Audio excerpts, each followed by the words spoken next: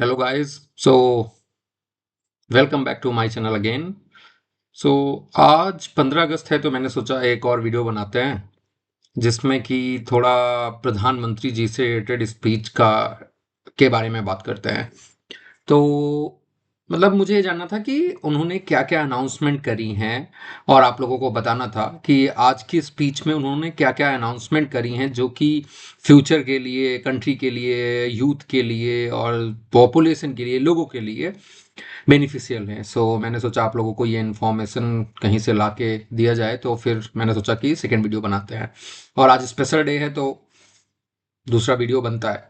Okay, सो जो video का मैंने को पायलट में सर्च किया कि क्या अनाउंसमेंट हैं मोदी जी द्वारा लाइक फॉर टुडे। सो आप देख सकते हैं कि पीएम मोदी के 15 अगस्त 2026 भाषण की विस्तृत जानकारी। ठीक है, तो आज 80वें स्वतंत्रता दिवस के अवसर पर लाल किले से प्रधानमंत्री नरेंद्र मोदी का संबोधन संबोधन मुख्य रूप से विकसित भारत 2047, युवा शक्ति, एआई, सेमीकंडक्टर ऊर्जा और आत्मनिर्भरता पर केंद्रित था। सो मोदी जी एकदम पूरे फुल स्विंग में है कि 2047 तक इंडिया को डेवलप्ड इंडिया बनाना है। देखते हैं, बहुत लोग कहते हैं हो जाएगा, बहुत लोग कहते हैं नहीं हो पाएगा, बट फिर भी अब वो 2047 आएगा और कैसे ग्रोथ हो रही है उसके बेसिस पे ही समझ आएगा। फिलहाल मुझे तो लगता है कि ग्रोथ सही हो रही है। We are the fastest growing economy in the world. So शायद पॉसिबिलिटी तो 80 to 85% है। 100 नहीं बोलूंगा, पर फिर भी 80 to 85% तो चांसेस हैं। ठीक है, अब देखते हैं कि पहली अनाउंसमेंट क्या थी उनकी। 1 करोड़ युवाओं को एआई ट्रेनिंग मिलेगा। ठीक है, जो उनकी फर्स्ट अनाउंसमेंट है उसमें क्या बोला उन्होंने। प्रधानमंत्री ने घोषणा की कि आने वाले 1 वर्ष में 1 करोड़ युवाओं को आर्टिफिशियल इंटेलिजेंस से संबंधित कौशल प्रशिक्षण दिया जाएगा। उनका कहना था कि एआई भविष्य की अर्थव्यवस्था और रोजगार का महत्वपूर्ण क्षेत्र है और भारत के युवाओं को इसमें वैश्विक नेतृत्व के लिए तैयार करना आवश्यक है।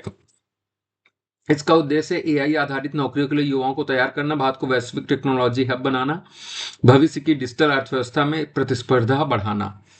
तो ओवरऑल कहानी है कि 1 साल के अंदर जब नेक्स्ट 15 अगस्त आएगा तो आज से तब तक के बीच में अप्रॉक्स 1 करोड़ बच्चों को, लोगों को एआई की ट्रेनिंग मिल चुकी होगी और वो एआई के कैरियर पाथ में ग्रो कर सकते हैं।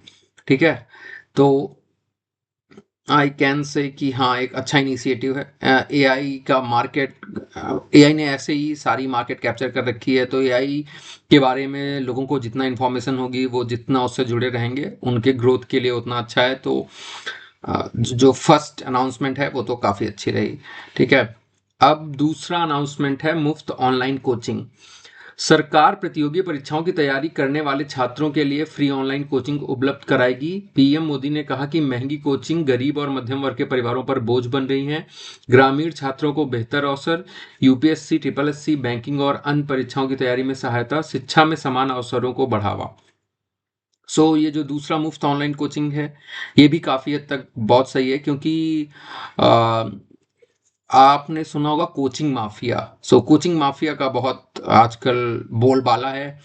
तो उससे बचने के लिए वो मतलब अपने हिसाब से फीस लेते हैं। हुआ नहीं हुआ पेपर लीक भी करा दे रहे हैं कि मेरे बच्चों का हमारा नाम आ जाए। फिर मैंने कोई एक सीरीज देखी थी, वेब सीरीज, उसमें बताया कि मतलब बच्चा सेलेक्ट कहीं और से हो रहा है पर वो बच्चे को पैसे देके कि लो तुम इतने पैसे ले लो, मैं तुम्हारी फोटो छापूंगा, तुम कुछ बोलना नहीं। तो ऐसे करके कि लोग आए, मतलब ऐसे पागल बना रहे हैं कि देखो टॉपर मेरे यहाँ से निकला, वो पढ़ा कहीं और से है, खुद से पढ़ा है। और वो बोल देंगे, उसका पोस्टर छाप देंगे कि हाँ मेरे यहाँ से पढ़ा है, और उसके बाद उसके बेसिस पे उसको नया एडमिशन उस कोचिंग को मिलते हैं। उनके यहाँ कैपेबिलिटी उतनी नहीं है, उतने अच्छे टीचर नहीं है, पर ऐसा दिखा के अब बच्चों को भी लगता है कि भाई टॉपर यहाँ से निकला है तो यहाँ पढ़ना चाहिए। पर उन्हें ये बैकएंड में क्या चल रहा है वो किसी को आइडिया ही नहीं है कि ये तो सब झूठ है। तो इसलिए इन सारी चीज़ों से बचने के लिए, कोचिंग माफिया से बचने, अभी बिहार में आई गेस पटना में वो दो लोगों के बीच में वो लड़ाई भी हो गई, खान सर और वो कौन थे एक दूसरे, आनंद। तो सारा कहानी ये जो शिक्षा माफिया वाला सीन है उससे भी निजात मिलेगी मुफ्त ऑनलाइन कोचिंग का जो सिस्टम है इससे। उसके बाद गरीब बच्चे भी पढ़ पाएंगे, और मीडियम वर्ग भी पढ़ पाएगा, और अमीर भी पढ़ पाएंगे। अमीर तो पढ़ ही रहे हैं, सारे पढ़ पाएंगे एक तरह से। पढ़ाई के मामले में थोड़ा इक्वलिटी आएगी। अब इसमें भी रिजर्वेशन ना आ जाए, पॉइंट ये है सबसे बड़ा पंगा। तो इंडिया के अंदर रिजर्वेशन का चल रहा है, तो अब इसमें रिजर्वेशन आता है नहीं आता है फिलहाल के लिए तो ऐसा है। अब आगे देखते हैं कि इसके क्या रूल्स बनते हैं। आज तो अनाउंसमेंट हुई है, अब इसका जो भी रूल ड्राफ्ट होंगे और उसके बेसिस पे कि किसको कैसे एडमिशन मिलेगा इन कोचिंग्स में, कैसे ऑनलाइन मतलब रजिस्ट्रेशन होगा, वो सारी चीज़ें देखनी होंगी। बट इनिशिएटिव अच्छा है कि शिक्षा माफियाओं को साइड करके, और ये जो आपस में लड़ रहे होते हैं, बच्चों को गुमराह कर रहे होते हैं, उन चीज़ों से थोड़ा सा बचत होगी। उसके बाद देखते हैं, तीसरा है सेमी कंडक्टर विस्तार का मिशन। सेमी कंडक्टर मिशन का विस्तार, ओह सॉरी, सब सामने लिखा है फिर भी मैं उल्टा सीधा पढ़ रहा हूँ। I am really sorry guys, please ignore इस बात को, ना कि मुझे। हाँ, तो सेमीकंडक्टर मिशन का विस्तार। प्रधानमंत्री ने बताया कि देश में सेमीकंडक्टर निर्माण को तेजी से बढ़ाया जा रहा है। उन्होंने कहा कि कुछ बड़े प्लांट पहले से शुरू हो चुके हैं और आने वाले वर्षों में अतिरिक्त उत्पादन क्षमता विकसित की जाएगी। महत्व क्यों है सेमीकंडक्टर का? मोबाइल, कंप्यूटर, इलेक्ट्रिक वाहन और रक्षा उपकरणों के लिए चिप्स जरूरी हैं। आयात पर निर्भरता कम होगी। भारत वैश्विक सप्लाई चेन में मजबूत भूमिका निभा सकेगा। सो मेनली ये है कि सेमीकंडक्टर आजकल ऐसा हो रखा है कि जो हमारी सबसे ज़्यादा इम्पॉर्टेंट चीज़ें हैं जो हम यूज़ करते हैं इलेक्ट्रॉनिक्स में, उनमें सेमीकंडक्टर का यूज़ होता ही होता है। ठीक है, तो अगर हम सेमीकंडक्टर को इंपोर्ट करने के बजाय खुद से बनाएं, मतलब अपनी धरती पर, अपनी ज़मीन पर बनाएं, तो हम बहुत पैसा बचा सकते हैं। और फिर हम अगर एक्सपोर्ट कर पाएँ तो we can earn so much from semiconductor. इसलिए कहीं न कहीं मोदी जी इसको आत्मनिर्भर भारत के अंडर लाके इंडिया में ही इसका प्रोडक्शन बढ़ाना चाहते हैं, जिससे कि हम दूसरों पर डिपेंडेंसी हमारी कम हो, अपनी लाइक डेली इलेक्ट्रॉनिक्स की नीड को पूरा करने के लिए, और हो सके तो हम एक्सपोर्ट करें, जिससे कि हम विश्व में भी अपना नाम बना सकें in a good way, you can say. ठीक है, तो ये अच्छी बात है। और इस पे तो मतलब अक्सर टेंडर आ रहे होते हैं। वो जो रेयर अर्थ मेटल का भी है, सेमीकंडक्टर का भी है, और रेयर अर्थ मेटल का तो अभी कोई एक बड़ा सा प्रोजेक्ट चल भी रहा है, आई गेस रिलायंस और किसके साथ मिलके उस पर काम होने वाला है। कई सारी कंपनीज ने उसमें, मतलब जो उनका टेंडर प्रोसेस था उसमें मतलब पार्टिसिपेट किया था। तो मतलब we are growing in semiconductor and in rare earth metal as well. So ठीक है, सब बढ़िया है। ये भी जो तीसरा अनाउंसमेंट है अच्छा है। उसके बाद बात करते हैं न्यूक्लियर एनर्जी का बड़ा लक्ष्य। सो प्रधानमंत्री ने वर्ष 2047 तक 100 गीगावाट परमाणु ऊर्जा क्षमता प्राप्त करने का लक्ष्य बताया है। उद्देश्य स्वच्छ ऊर्जा उत्पादन बढ़ाना, जीवाश्म ईंधन पर निर्भरता कम करना, दीर्घकालिक ऊर्जा सुरक्षा सुनिश्चित करना। सो लाइक न्यूक्लियर एनर्जी से ये होगा कि जो पॉल्यूशन है, जो ज़्यादा हो रहा है, वो नहीं होगा, क्योंकि न्यूक्लियर एनर्जी से पॉल्यूशन ज़्यादा नहीं होता है। दूसरा है कि जो ये फॉसिल फ्यूल्स है लाइक डीजल, पेट्रोल, इस पे निर्भरता कम करने का भी उनका प्लान है। ठीक है, तो न्यूक्लियर एनर्जी जैसे जैसे बढ़ेगी, एनर्जी कहीं ना कहीं दूसरी एनर्जी को रिप्लेस करेगी। तो न्यूक्लियर एनर्जी फॉसिल फ्यूल को रिप्लेस करेगी धीरे धीरे। तो जो फॉसिल फ्यूल से इतना हाई पोल्यूशन होता है, उससे हमें निजात मिलेगी। ठीक है, तो इसलिए न्यूक्लियर एनर्जी पे ज़्यादा फोकस करना चाह रहे हैं। और उसके बाद लॉन्ग टर्म एनर्जी, और लाइक न्यूक्लियर एनर्जी का हम एक बार सारा सेटअप कर ले जाते हैं अच्छे से, वहाँ से एनर्जी जनरेट होना शुरू हो जाती है, तो लॉन्ग टर्म हमें डिपेंडेंसी दूसरों पर नहीं रखनी पड़ेगी। लाइक फॉसिल फ्यूल्स में तो हम क्या बोलते हैं, वो नॉर्थ ईस्ट जो कंट्रीज़ हैं, वो उधर मिडिल ईस्ट वाली, उन पे हम डिपेंडेंट रहते हैं। लाइक और फिर यूरोपियन कंट्री, वो रूस में, उसके बाद अमेरिका से भी, उसके बाद कतर, ईरान, इन सब से भी हमें फ्यूल चाहिए होता है। अगर हम अपना न्यूक्लियर एनर्जी सेटअप अच्छे से कर ले जाते हैं और अच्छा खासा प्रोड्यूस करने लगते हैं न्यूक्लियर एनर्जी, तो हमारी डिपेंडेंसी वहाँ से कम होगी। तो वहाँ वो लोग आपस में लड़े मरे, हमें उससे ज़्यादा टेंशन नहीं रखना होगा। जैसे कि करंट में ईरान अमेरिका की लड़ाई चल रही है, तो फ्यूल प्राइस का पंगा पूरी दुनिया झेल रही है। लेकिन अगर हमारे पास अपना खुद का पावर होगा तो हमें फर्क नहीं पड़ेगा उससे कि वो कितना लड़ रहे हैं और दुनिया क्या झेल रही है, हमें नहीं झेलना होगा, हम दुनिया को खुद सपोर्ट कर रहे होंगे। ठीक है, उसके बाद फिर जो पांचवा अनाउंसमेंट है, देशव्यापी स्पोर्ट्स टैलेंट हंट। 5 से 15 वर्ष आयु वर्ग के बच्चों के लिए राष्ट्रीय खेल प्रतिभा खोज अभियान शुरू करने की घोषणा की गई। यह कार्यक्रम शहरों और गांवों और शहरों दोनों में चलेगा। नई खेल प्रतिभाओं की पहचान, ओलंपिक और अंतर्राष्ट्रीय प्रतियोगिताओं के लिए खिलाड़ियों को तैयार करना, खेल संस्कृति को मजबूत बनाना। मतलब एक ऐसा खेल अभियान शुरू करेंगे जिसमें कि पूरे देश से, गांव हो शहर हो, 5 साल से 15 साल तक के बच्चों को, जिनको स्पोर्ट्स में रुचि है, जिनको इंटरेस्ट है, उनके लिए उनको खोजा जाएगा, उनकी प्रतिभा देखी जाएगी और उनको फिर प्रमोट किया जाएगा, जिससे कि ओलंपिक्स में और जो बाकी ये गेम्स होते हैं, कॉमनवेल्थ, ओलंपिक्स और बहुत सारे, उनमें अपने देश का वो प्रतिनिधित्व कर सकें और वहाँ मेडल्स ला सकें, अपने देश का नाम रोशन कर सकें। इसलिए मतलब अब पूरे इंडिया से, गांव हो शहर हो, प्रतिभाओं को खोजा जाएगा जिनको स्पोर्ट्स में इंटरेस्ट है और उनको प्रमोट किया जाएगा। पहले हम देख रहे होते थे कि हमें कुछ मेडल के नाम पे तो कुछ ही नहीं मिल रहा होता था, और अगर आप इस टाइम पे मेडल टैली देखेंगे तो इंडिया ने काफ़ी हद तक ग्रो किया है, क्योंकि गवर्नमेंट ने उनके लिए स्कीम्स लाई हैं कि तुम कैसे तुम्हें क्या करना है, कि तुम्हें कोच मिलेगा, सपोर्ट मिलेगा, अगर तुम्हारा इंटरेस्ट है तो पार्टिसिपेट करो।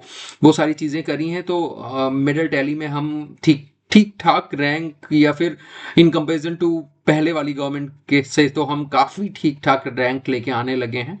और ऐसे ही प्रमोशन होता रहा, उन स्पोर्ट्समैन्स को प्रमोट करते रहे, तो हो सकता है कि हम मेडल टैली पे कभी एक ना एक दिन टॉप भी करेंगे।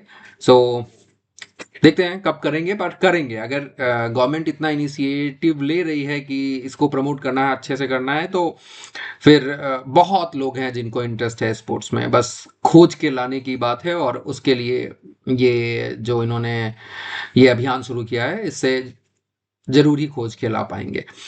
तो ये भी अच्छा है। फिर उसके बाद है सिविल डिफेंस का आधुनिकरण। प्रधानमंत्री ने नागरिक सुरक्षा व्यवस्था को आधुनिक बनाने की बात कही, ताकि बदलती सुरक्षा चुनौतियों और आपदाओं से बेहतर तरीके से निपटा जा सके। नागरिक सुरक्षा तो कहीं ना कहीं जो मुझे समझ आता है कि जो वो सुरक्षा जो हमारे लॉज के अंदर है, जो हमारे rules and regulations, law, article, ये सारे हैं, उनके अंदर जो है उनको सही से फॉलो किया जाए, तो सिविल डिफेंस कहीं ना कहीं, this is what I am thinking, कि सिविल डिफेंस यही होता है कि नागरिकों की सुरक्षा, और नागरिकों की सुरक्षा होगी उन्हीं लॉज से, पुलिस से, कोर्ट से। तो वो सारी चीज़ें नागरिकों के लिए आसान बनाई जाएं और उनका नागरिकों को लाभ मिले, उससे रिलेटेड, उसका मतलब ये कह लो कि मॉडर्नाइजेशन करना चाहते हैं। ठीक है, हो सकता है कि बहुत सारी चीज़ें ऑफलाइन होती हैं, उनको ऑनलाइन कर दें। बहुत चीज़ों का रिजोल्यूशन मिलने में 4 दिन लगता है, तो वो 1 दिन में मिलने लगे। तो ऐसा मॉडर्नाइजेशन करना चाहते हैं जिससे कि जो आम जनता है, जो सिविल लोग हैं, उनको प्रॉब्लम ना फेस करनी पड़े आगे चल के, वो इजीली रिजॉल्व हो जाए। तो सिविल डिफेंस, तो ये भी एक अच्छा ही कदम है। Like everything is in place now, right now, but फिर भी उसको अगर और इम्प्रूव करें तो उससे अच्छा कुछ नहीं होगा। सो इम्प्रूवमेंट हर चीज़ में ज़रूरी होता है, और इम्प्रूवमेंट रुकना भी नहीं चाहिए, ये चलते रहना चाहिए। Improvement should go on and on and on. So ठीक है, उसके बाद जो 7वां अनाउंसमेंट था, वो था सप्तधारा। मतलब 7 विकास धाराएं हैं ये। तो पढ़ते हैं। भाषण का एक प्रमुख हिस्सा सप्तधारा, 7 स्ट्रीम्स ऑफ स्ट्रेंथ था, जिससे विकसित भारत की दिशा में रोड मैप के रूप में प्रस्तुत किया गया। इसके 7 प्रमुख क्षेत्र हैं: manufacturing and global supply chain, agriculture and food processing, technology and innovation, PM Gati Shakti infrastructure, defence production, green and blue economy, soft power and creative economy.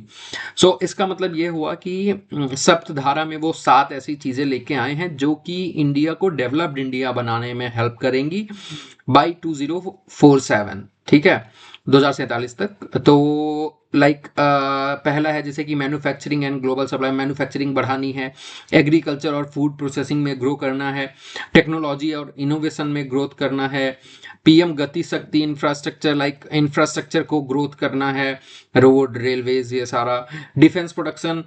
हम already in comparison to past बहुत आगे हैं, मतलब अगर आप परसेंटेज में देखोगे या टाइम्स में देखोगे तो 10 गुना, 12 गुना, या फिर हो सकता है 20 गुना हो एक्सपोर्ट में, वो तो बहुत ज़्यादा है। पर हाँ, उसको और बढ़ाना है, इतना बढ़ाना है कि जो पूरी दुनिया हमसे डिफेंस में इक्विपमेंट्स, डिफेंस के इक्विपमेंट्स खरीदे। तो उसके लिए काम करना बहुत सही है। ग्रीन एंड ब्लू इकोनॉमी, पता नहीं क्या होता है, इसको मुझे भी रिसर्च करना पड़ेगा, आई एम सॉरी गाइस। और soft power and creative economy, मतलब ये भी सॉफ्ट पावर क्रिएटिव इकोनॉमी होता होगा कुछ, ये हो सकता है लास्ट में पूछते हैं एक बार कि ये क्या होता है, वीडियो तो लंबा होता जाएगा, but okay we will ask. फिर उसके बाद है विकसित भारत 2047। वो कहानी वही है कि प्रधानमंत्री ने दोहराया कि भारत का लक्ष्य स्वतंत्रता के 100 वर्ष पूरे होने तक विकसित राष्ट्र बनना है। लाइक हम 47 में आज़ादी मिली थी, 47 में मिली थी जब भी जिस मिली थी, अब 100 साल 47 हो गए 47 में, फिर तो उनका है कि 100 साल में हम डेवलप्ड कंट्री बन जाएं, डेवलपिंग से, ठीक है। उन्होंने केवल कहा कि यह केवल सरकारी कार्यक्रम नहीं बल्कि राष्ट्रीय संकल्प है।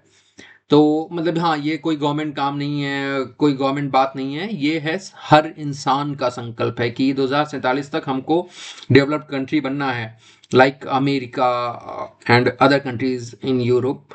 उसके बाद है, अगर हम पूरे भाषण को, मतलब भाषण का जो मेन मोटिव था, जो मेन संदेश था, वो क्या था, अगर उसको हम समझना चाहें तो युवा शक्ति, एआई, सेमीकंडक्टर, ऊर्जा सुरक्षा और आत्मनिर्भरता के माध्यम से 2047 तक भारत को विकसित राष्ट्र बनाना। ये मेन मोटिव था उस स्पीच का कि हम 2047 तक विकसित राष्ट्र बनेंगे। और उस विकसित राष्ट्र, डेवलप्ड कंट्री बनने के लिए जो ऊपर पॉइंट्स थे, वो सारे पॉइंट्स फुलफिल होने जरूरी हैं। अगर वो उनमें शायद एक भी रह जाएगा तो शायद हम थोड़ा सा पीछे रह जाएंगे।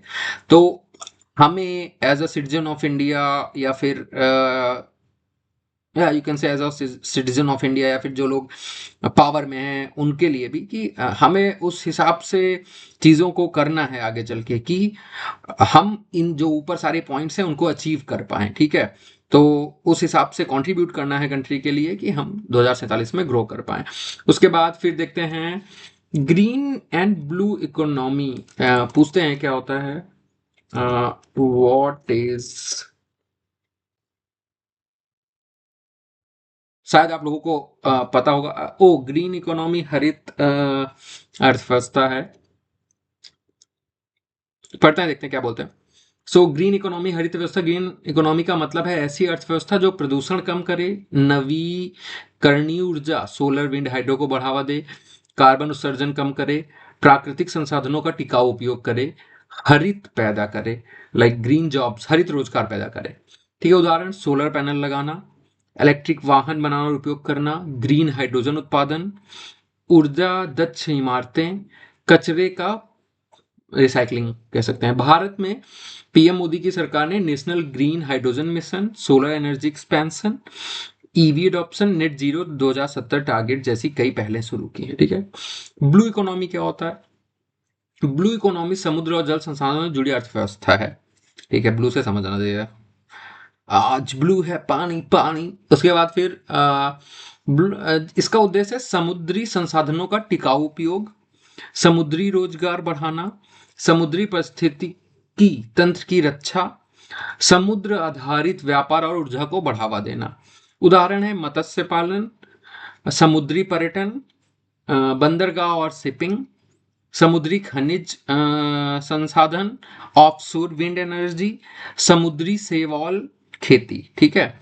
उसके बाद पीएम मोदी ने भाषण में, आज की स्पीच में इससे रिलेटेड क्या कहा कि प्रधानमंत्री सब धारा के 7 स्तंभों में ग्रीन एंड ब्लू एनर्जी शामिल करते हुए कहा कि भारत को भविष्य की ऊर्जा और समुद्री संसाधनों का बेहतर उपयोग करना होगा ताकि विकसित भारत का लक्ष्य हासिल किया जा सके। बाकी भारत के लिए इसका महत्व है स्वच्छ ऊर्जा, प्रदूषण में कमी, ऊर्जा आयात में कमी, जलवायु परिवर्तन से लड़ाई, ये सारा ग्रीन इकोनॉमी के अंदर आता है। उसके बाद ब्लू इकोनॉमी में समुद्री साधनों का उपयोग, रोजगार सृजन, निर्यात और व्यापार में वृद्धि, तटीय क्षेत्रों का विकास। सो सरल भाषा में ग्रीन इकोनॉमी धरती को बचाते हुए विकास, the definition of green economy is. और ब्लू इकोनॉमी है समुद्र से समृद्धि लेकिन पर्यावरण को नुकसान पहुंचाए बिना। उसके बाद हम एक चीज और था उसको भी सर्च कर लेते हैं, देखते हैं क्या है वो था soft power and creative economy. देखते हैं ये क्या होता है।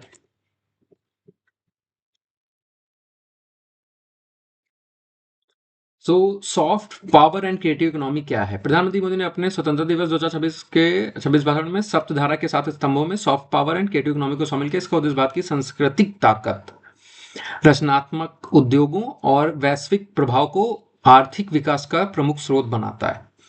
सॉफ्ट पावर क्या है? सॉफ्ट पावर का मतलब है किसी देश की ऐसी ताकत जिससे वह बिना सैन्य या आर्थिक दबाव के दुनिया को प्रभावित कर सके। भारत की सॉफ्ट पावर के प्रमुख स्रोत हैं योग, आयुर्वेद, भारतीय संस्कृत, बॉलीवुड और मनोरंजन उद्योग, भारतीय खान पान, लोकतंत्र और विविधता, भारतीय प्रवासी। सो लाइक इसमें वो चीजें जो कहीं ना कहीं आप कह सकते हैं जो सिर्फ इंडिया से बिलोंग करती हैं, सॉफ्ट पावर, अगर हम उनका यूज करके दुनिया को कुछ सिखा पाएं, समझा पाएं, जियो पॉलिटिकल इशूज को सही कर पाएं, तो वो उसे हम सॉफ्ट पावर कहते हैं। मतलब इन पावर्स का यूज करके जो हमारे इंटरनल हैं, जो सिर्फ हमारे पास हैं, दुनिया को कुछ सिखा पाएं, समझा पाएं, वो सॉफ्ट पावर्स हैं। और उसके बाद उदाहरण है कि आज दुनिया के 190 देशों में इंटरनेशनल योगा डे मनाया जाता है। जैसे योगा अपना इंडियन है बट 190 देशों में मनाया जाता है। आयुर्वेदिक उत्पादों और वेलनेस टूरिज्म की मांग बढ़ रही है। भारतीय फिल्में, संगीत और ओटीटी कंटेंट वैश्विक दर्शकों तक पहुंच रहे हैं। ठीक है। भारत में प्रधानमंत्री ने विशेष रूप से योग, आयुर्वेद, पर्यटन और सांस्कृतिक प्रभाव को भारत को वैश्विक ताकत के रूप में प्रस्तुत किया है। तो ये चीजें हैं जिनके थ्रू मतलब हम सॉफ्ट पावर को गेन कर सकते हैं, इंक्रीज कर सकते हैं, थोड़ा दुनिया में कंट्रोल भी पा सकते हैं इनके थ्रू। ठीक है। उसके बाद क्रिएटिव इकोनॉमी क्या है? क्रिएटिव इकोनॉमी उन उद्योगों को कहा जाता है जो रचनात्मकता, कला, संस्कृति और बौद्धिक संपदा पर आधारित हैं। इसमें शामिल है film industry, OTT platform, animation and gaming, music industry, fashion and design, digital content creation, advertising, publishing, handicraft and art. Like creative economy वो है जो कि इकोनॉमी, ऐसी इकोनॉमी जो एक इंसान की अंदर की क्रिएटिविटी से आती है। लाइक आप कह लो कि फिल्म इंडस्ट्री है, वहाँ एक्टिंग के बेसिस पे सारा है। ओटीटी प्लेटफॉर्म है, वहाँ पे भी एक्टिंग ही चल रही होती है। फिर एनिमेशन एंड गेमिंग आपकी स्किल पे है। म्यूजिक इंडस्ट्री वो भी एक इंसान के अंदर से निकल के आ रहा है, उसकी भी क्रिएटिविटी है। फैशन डिजाइनिंग सेम है। सो सरल उदाहरण ये है कि यदि कोई YouTube creator, gamer, designer, musician या फिल्म प्रोड्यूसर अपनी रचनात्मकता से आय कमाता है तो उसे क्रिएटिव इकोनॉमी का हिस्सा है कहते हैं। जैसे कि मैं, so I'm just trying to earn some money from YouTube video creation, right? So I'm a YouTube video creator, so I am a part of creative economy of India. ठीक है। अभी तो कुछ कमाया ही नहीं है बट या आई एम स्टिल ट्राइंग। सो हो सकता है कि कुछ कमाऊं। जब कमाऊंगा तो मैं थोड़ा इकोनॉमी को कंट्रीब्यूट करूंगा with my creation, with my internal capability you can से। तो वही है क्रिएटिव इकोनॉमी। भारत के लिए इसका महत्व क्या है? क्रिएटिव इकोनॉमी लाखों युवाओं को रोजगार दे सकती है। ऑब्वियस है इस टाइम पे बहुत सारे यूट्यूब क्रिएटर्स, इंस्टाग्राम क्रिएटर्स और आप देख रहे होगे मतलब लाखों हैं जो कि बहुत पैसे कमा रहे हैं अच्छा खासा। सो ऑब्वियस है कि क्रिएटिव इकोनॉमी लाखों युवाओं को रोजगार दे सकती है, ऑलरेडी दे रही है। उसके बाद विदेशी मुद्रा है, विदेशी पर्यटक, फिल्म शूटिंग, भारतीय कंटेंट का निर्यात। सो ये भी है कि फॉरेनर्स आते हैं और जो फॉरेन करेंसी भी आती है उसकी वजह से, और ये देश के लिए आय का स्रोत है। भारत की वैश्विक छवि, जब दुनिया योग, बॉलीवुड, भारतीय भोजन या भारतीय संस्कृति को अपनाती है तो भारत का प्रभाव बढ़ता है। ऑब्वियस है। डिजिटल इंडिया का लाभ, यूट्यूब, इंस्टाग्राम, ओटीटी और गेमिंग उद्योग तेजी से बढ़ रहे हैं जिससे कंटेंट क्रिएटर्स के लिए नए अवसर बन रहे हैं। राइट। मोदी सरकार की दृष्टि, soft power and creative economy में भारत ग्लोबल टूरिज्म हब बने, वेलनेस इकोनॉमी में नेतृत्व करे, इंटरटेनमेंट इंडस्ट्री का विस्तार करे, कंटेंट क्रिएशन और गेमिंग हब बने, भारतीय संस्कृति को विश्व स्तर पर बढ़ावा दे। सही है। यह विकसित भारत 2047 के लक्ष्य का एक महत्वपूर्ण हिस्सा बताया गया है। एक लाइन में अगर हम देखें, सॉफ्ट पावर है दुनिया के दिल और दिमाग पर प्रभाव डालने की शक्ति। वाओ। और उसके बाद क्रिएटिव इकोनॉमी है कि रचनात्मकता और संस्कृति से कमाई करने वाली अर्थव्यवस्था टाइप। तो फिलहाल I guess these were the announcements in today's prime minister speech. तो हम लोगों ने देख लिया। अब इसमें आपको और कितना डिटेल में चाहिए इन्फॉर्मेशन, कुछ चाहिए किसी एक पर्टिकुलर टॉपिक पे चाहिए तो बताइएगा, तो मैं उस पर थोड़ी रिसर्च करके वीडियो बना के लाऊंगा आपके लिए। बाकी फिलहाल के लिए तो इतना ही है। बाकी फिर मिलते हैं आपसे नेक्स्ट वीडियो में। And please like, subscribe, share और कमेंट कमेंट भी करो। आप लोग वीडियो देख के जाना नहीं है, कमेंट कर देना है, उसको शेयर कर देना है, सब्सक्राइब तो करना ही है। मतलब व्यूज़ बढ़वाने हैं मेरे, मैं अपने हर वीडियो में ये एक बात बोल रहा हूँ, व्यूज़ बढ़वाने हैं। मैं क्रिएटिव इकोनॉमी का कैसे पार्ट बनूंगा? जब मुझे पैसे आएंगे तभी तो बनूंगा। सिर्फ चैनल मोनेटाइज होने से कुछ नहीं होगा ना, पैसे भी तो आना चाहिए। जब वो पैसे मेरे पास आएंगे मैं टैक्स भरूंगा, तो मैं क्रिएटिव इकोनॉमी का हिस्सा बनूंगा। तो आप लोगों को देखना पड़ेगा, शेयर करना पड़ेगा, तभी तो ऐसा हो पाएगा ना। आप चाहते हैं ऐसा हो तो please like, share and subscribe. और मिलते हैं नेक्स्ट वीडियो में। ये वीडियो शाम 7 बजे के लिए है। सो 7 बजे दिस विल बी लाइव। सो आप लोग वहाँ तब इसको देख सकते हैं। अभी मैंने थोड़ा एडवांस में रिकॉर्ड कर रखा है, तो ये बोलने की जरूरत तो नहीं थी। ये तो 7 बजे ही आप लोग सुन पाओगे। आई एम रियली सॉरी, ये मैं ऐसे बोलते बोलते कुछ भी बोल जाता हूँ। ओके ठीक है। So bye, take care, have a good day. ये वीडियो मिस नहीं करना है, पूरा वीडियो देखना है। मोदी जी की सारी गारंटीज आपको यहाँ पे देखने को मिलेंगी, साल भर का क्या प्लान है। और नौकरियां एआई, उस पर तो थोड़ा फोकस करना पड़ेगा। मैं तो सोच रहा हूँ उसमें मैं भी इनरोलमेंट ले लूंगा। फ्री की कोचिंग अगर मिलेगी एआई के बारे में तो मैं उसका थोड़ा इंटर्नशिप करके सीख लूंगा। अभी एआई चलाना आता है, एआई बनाना आ जाए, उससे अच्छा क्या है। Okay guys, bye, have a good day, take care, please like, subscribe.